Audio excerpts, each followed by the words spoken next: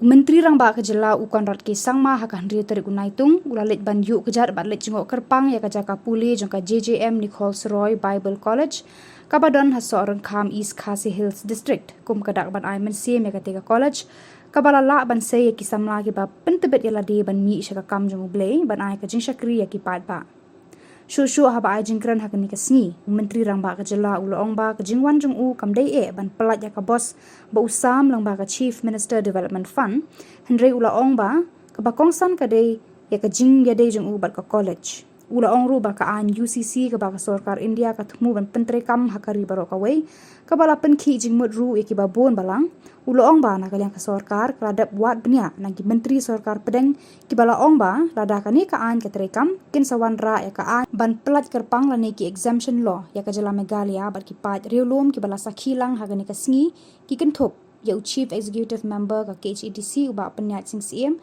rengkat ki pastor ka balang ublay Meghalaya bat Assam. This day and with this very, very momentous and a very important occasion that we are sharing.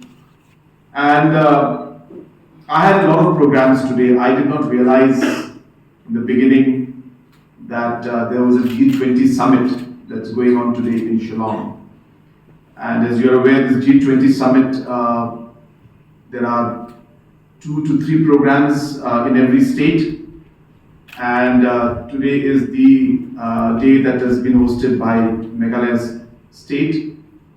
And hence, there are a lot of leaders who have contributed to our state and documented, and not just the leaders what they've done, but in general the culture and the uniqueness of our people. Because I'll tell you, if there's one thing we really lack in, is research and documentation. And in today's world, that is very, very crucial. So I hope that the district councils and the different institutes like these can invest. And if there's anything we can do to help in that, I would also be happy to do. I think research is an essential part of any institute. And I would think that for late J.J.M Nichols Roy's memory, as well as for the sake of this college, which has been named after him, I think it would make a lot of sense to do research and documentation and coming out with large number of publications on the contributions made by him, the impact it has had on society, and how it has connected and impacted the different parts of the Northeast. And I think this is going to be really important, and that's going to be, I think, at the end of the day, a real testimony of what he has contributed and a real dedication to what he has done. And that, I think, would be the best thing that this college can do. I'm sure you must be doing it. I don't think I'm giving you something new. But I think if the district councils can now become a part of it, whether it's Garo Hills, whether it's Jylla Hills, or it's Khasi Hills, I think research and documentation of these things would be something that would be of great value, not just to us right now, but future generations and future governance processes that we may have in the coming years and decades and centuries in the future. So once again, I've taken a lot of time. A leader from this part of the country and being a tribal, it's a huge concern for all of us. And I've expressed this in no mixed words to the leaders in the center and other leaders who are important. And even in the press, I have come out openly about this issue. And after my statement, of course, there's been a lot of communication with leaders from center. And I've been made to understand that there will be protection, and in fact, to the extent that the tribals and the scheduled tribes, I should say, and the Northeast region will not be impacted. 6 scheduled areas will not be impacted. And while I was listening to Mr. Roy speaking about late J.J.M Nichols Roy, I just realized that how the work that was done so many years back, even today, is protecting us and giving us that kind of an identity, which is allowing us to maintain our unique culture, our uniqueness, and is in a way being an umbrella of protection over us in spite of so many challenges we face. Now, while I say that, I'm not here to comment on the UCC, or I'm not trying to say whether it's this or that, or I'm not trying to rake up a political issue out here. All I'm trying to say is that the work that late J.J.M. Nichols Roy has done for us, I think he also would not have imagined the kind of impact it would have had in the people's lives in the Northeast.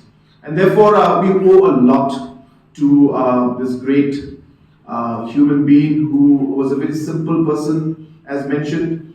We all know about it. I, of course, read about what his life has been in small anecdotes. And we're discussing about many things like sustainability, climate change, and how customary practices and laws can be a solution to the problems that we're facing today. So quite a large gathering, and our respected CEM was also there, and he was very much part of the inaugural program. And I really thought I wouldn't be able to make it to this program today with all of you. But as they say that God has a plan, and will always show us a way. And I guess our CEM was the way. He was sitting right there next to me, and he didn't let my hand go. And he made sure that I came here today to be part of you. And I must tell you, I'm extremely, very, very happy and glad that I was able to make it here, in spite of a very, very busy and very, very tight schedule that I had. So I thank the managing committee, the elders of the church, and all of you for having been patient and having taken this trouble to call me here and waited for me, and and gave me a wonderful reception right before we entered this hall.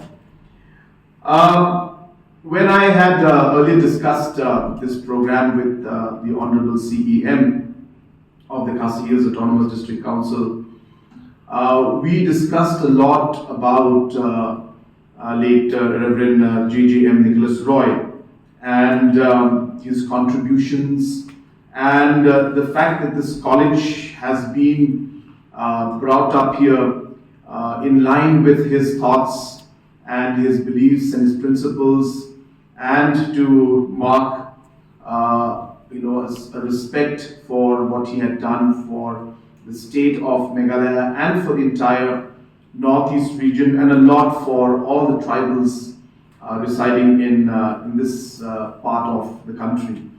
And as we went along, of course, we all know what he has done, but it got me so excited, and that's when we decided that we will come here and be part of this program. To be very frank, it has nothing to do with this bus. So this bus just happens to be here, and I have not come to inaugurate the bus. So don't think of it like that at all. I think to say it in a very short way, I've really come to connect with all of you. I've really come here to be part of what is happening out here, to understand what has happened in the past more in depth and in person, to learn from all of you, to hear from you, and to be inspired. That's really what my objective of coming here today is. And I hope that this will not be my only visit. I do hope that you will invite me again in the future also, and give me a chance to really come and listen to all of you. I really wish that I would be able to hear the students and the faculty. I just got to hear the song, which is so beautiful. Thank you so much for that wonderful song. But I think there's a lot that we can learn. And what I was just hearing Mr. Roy was speaking before me about the life of Reverend J.J.M. Nichols Roy and the kind of contributions that he has made, which is not part of the Wikipedia and Google, which is not there. These are things that I think people should know and understand. And people will be really inspired, as I said, when they hear these little anecdotes that may be sounding very small in the 5-minute speech, but we know the history that has led to or had gone through, and those decisions that impact us even today as a society. I was just sharing, of course, this is not something that I have been given any official communication yet, but I just want to share something with you which I have not shared in another platform yet because it happened very recently. We have all been discussing about the Universal Civil Code and the fact that there is some kind of a move to bring it in. Secretary in charge of education. So most of my interaction was with Mr. James P.A. Sangma, your brother, sir. And that particular government did not last very long. But I am very sure that not only have you completed one full term, the second term also will be fully completed by the grace of God. I cannot forget one incident when you, as Minister of Finance, instead of us bureaucrats briefing you about the budget exercise, you made a PowerPoint presentation before us bureaucrats, and we learned quite a thing of you. We knew that you could teach us a thing or two about budget making. So I remember that. And other thing is very sure, and that is, he must be definitely the youngest Minister of Finance the state has ever had. And I really thought that we are indeed privileged to have a young and dynamic Chief Minister. I would also like to say that Mr. Punyachi's aim has proved to be very dynamic, and I'm sure that the two of you will make a huge difference, not only for the state, for the district, but also for this college. So to go back to my task, which is to say a few words about Reverend J.J.M also, it's a very difficult thing to do because he lived a long and eventful life of 75 years, and I've been given only 5 or 10 minutes. He said that I had to agree because I was overruled, I was overpowered, and the majority was in favor of giving this much of autonomy to the district councils or no further. That is why just a few years later, in the year 1955, he wrote to Jawaharlal Nehru, at the time Prime Minister of India, in favor of granting full statehood to all these districts: Garo Hills, Khas Hills, Mikir Hills, Mamachan Hills, Mizo Hills or Busha Hills, and Naga Hills. And this is less well known because whenever we talk about hill state, we remember only Captain Sangma, Bibi, and so on and so forth. But actually, he was very much part of the initial stage of fighting for the creation of a separate state for these hills. Now, if you read this letter that he wrote to Pandit Nehru on 8th of December 1955, you realize a very convincing, a 9-page letter he wrote. It is a very convincing argument in favor of granting full statehood to these areas.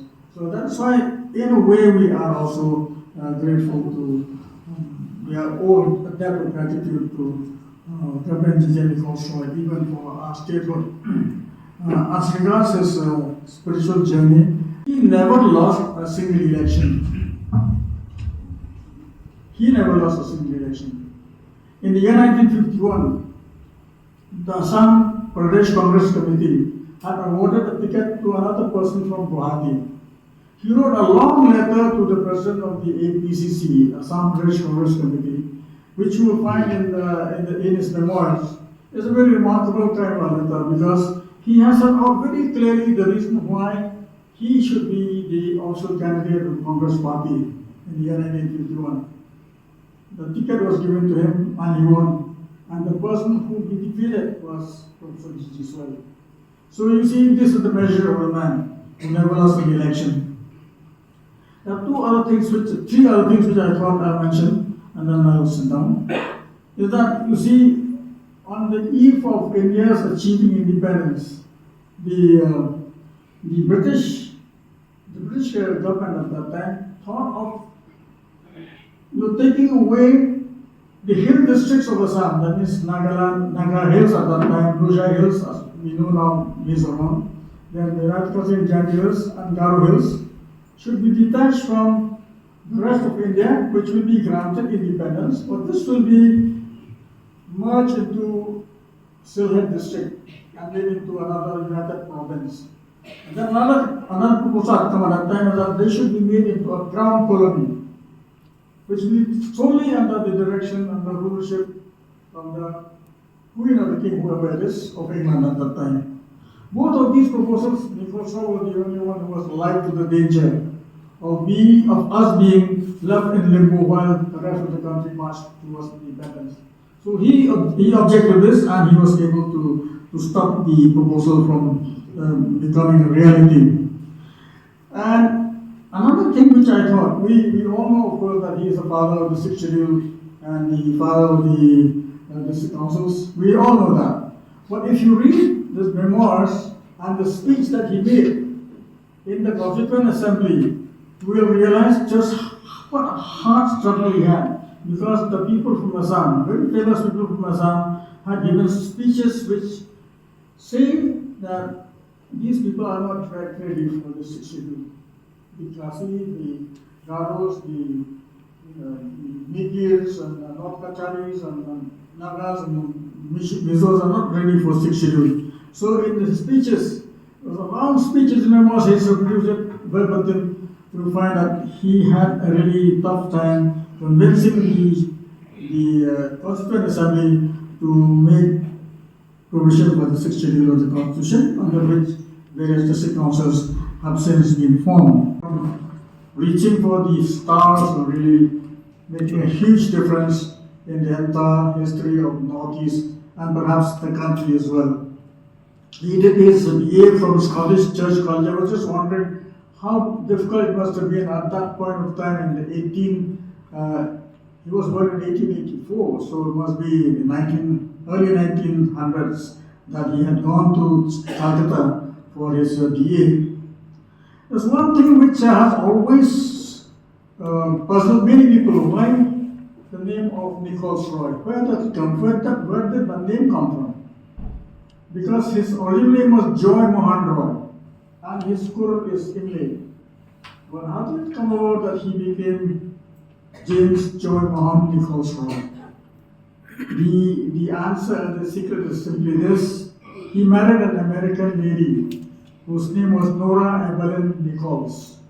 So what he did was, he took half her name and half his name, so he became Nichols Roy.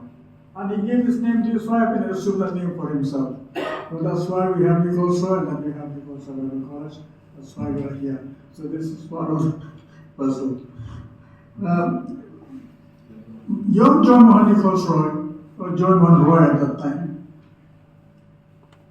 he had a spiritual awakening in the year 1897. That was the year of the great earthquake. At that time, he came to an understanding that life is very brief and very uncertain.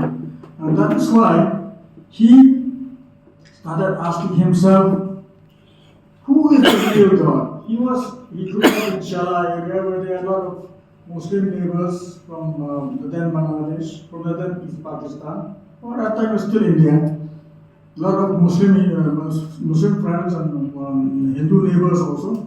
So he started wondering what will happen to me and who is the real God?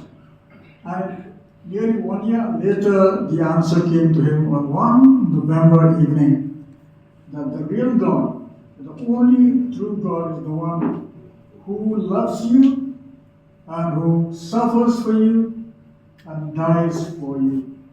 So that was a spiritual moment for him which turned his life totally.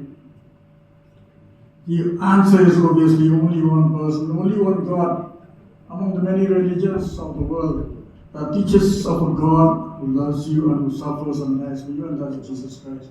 So after that experience, Reverend J.J.M Nichols Roy became a very, very spiritual person, and it's only a matter of time. I was just counting the numbers of years since he had the spiritual awakening moment until the time he started a new church movement called the Church of God, of which we are a part. The only thing I can say is that James J.J.M Nichols Roy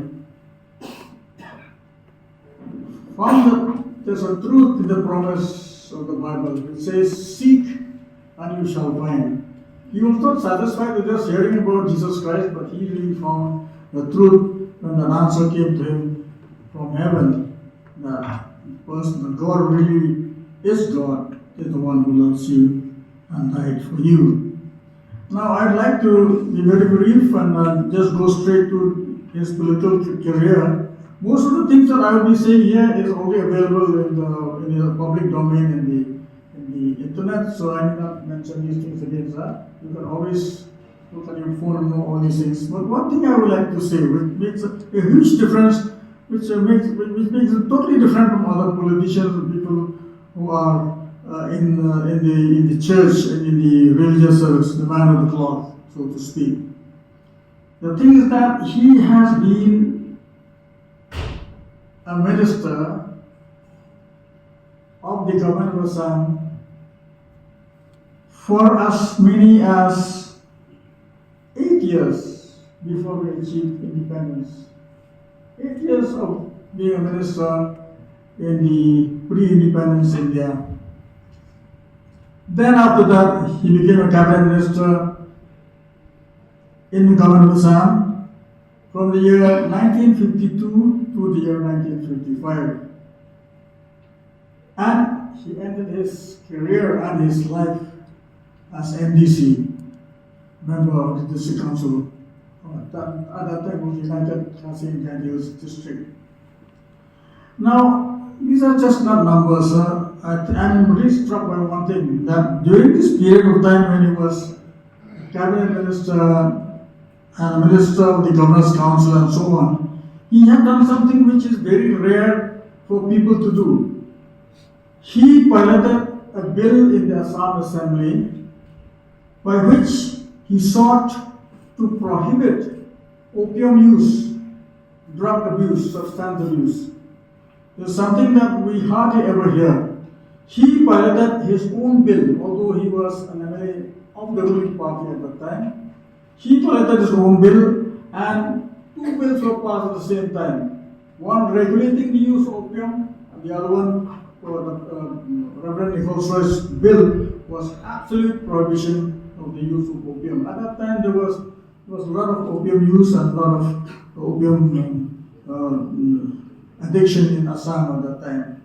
Now, because of the fact that in the year 1927 he was offered a ministership again by the British government at that time, he gave a condition that either you give assent to my bill prohibiting completely use of opium by anyone, or I will accept the ministership.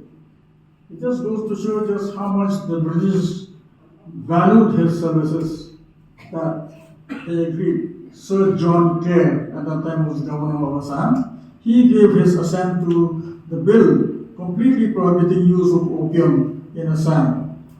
Then the another act which he piloted, which entered the statute books, was called Assam Temperance Act. Temperance Act means you control the use of liquor and so on. Another act which he piloted and got into the statute book was Assam Juvenile Smoking Act, which restricts and prohibits smoking by juveniles, and predictably Assam Liquor Prohibition Act. All of these acts he managed to get into the statute book and prohibited the use of liquor and opium and so on. So while he was a political man, a politician, he also did not forget his social duties, and he was able to do what he set out to do.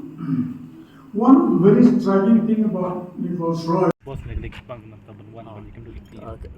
Kajing one Chief Minister Hangne kedai Shibenta haji sya ka kham kong san kedai na ka benta kene ken ka kajing trei jong ka balang ka ba pensa nam ya iba joy ka bangi ai Nichols Roy Bible College namar na bangi syong kai kum tu ba thu khana ba kren shapang ka jinglong ba kajing im jong i late Reverend J.J.M Nichols Roy ang i ba ka don kajing sultanat hi ban ken mau ya ki longpa ya ki nosen shar khadar ki ba kumi ba joy ko bangi tip idei i tai nong sendur ya ka district council ibala draft ro ha constitution ya ka 6 schedule ibala pendok senyang sipun nak benta kari India ti kemal yo sngeu ke jingkren ju imenne hang thi hall ngiyo iba kadon kata kajing terang nakaliang chief minister ban yo ban don shishu kata kajing day namar ngi hangne ka kam ka bangi tre ka de hak bakut hi